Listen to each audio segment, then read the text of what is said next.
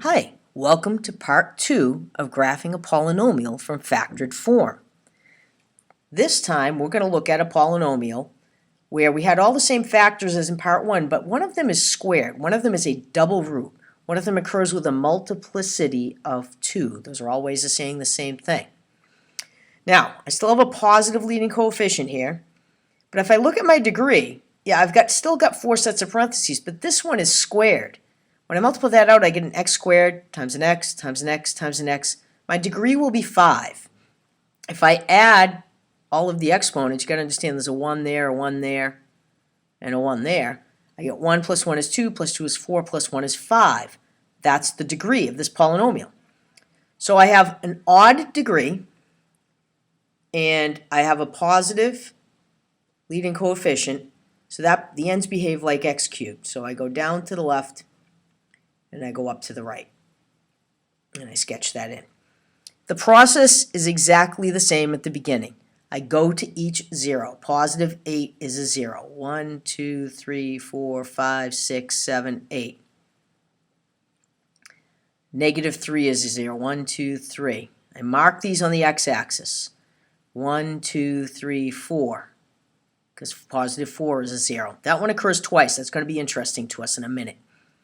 3, 4, 5, 6, 7. All right, so those are all my zeros. Here's the left end, here's the right end. My end behavior says the left end goes down and the right end goes up. Now, here, because this 4 occurs twice, the function turns around, does not cross.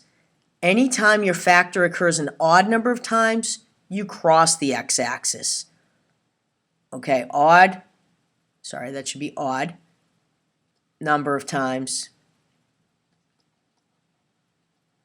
you cross the x-axis. Even, if you have a 0 that's repeated an even number of times, you touch and turn around.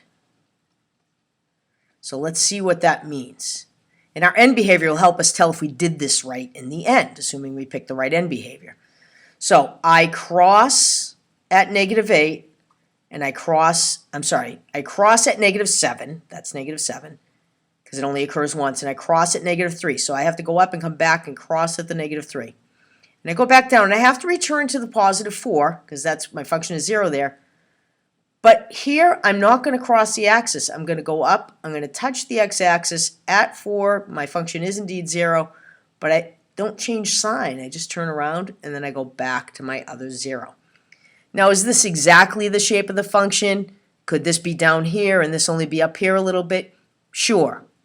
I'm just looking to see that you have the function positive in the right intervals and negative in the right intervals. This function is negative from negative 3, because it's below the x-axis. The graph is below the x-axis. From negative 3 to 4. At 4 it's 0, and then from 4 to 8 it's also negative. So this would be the shape of this graph.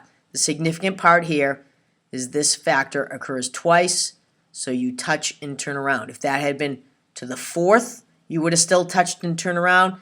Might have drawn the function a little flatter there, but I'm not even concerned about that. I just want to know you can tell the difference between where a polynomial crosses the x-axis and touches the x-axis when I give it to you in factored form.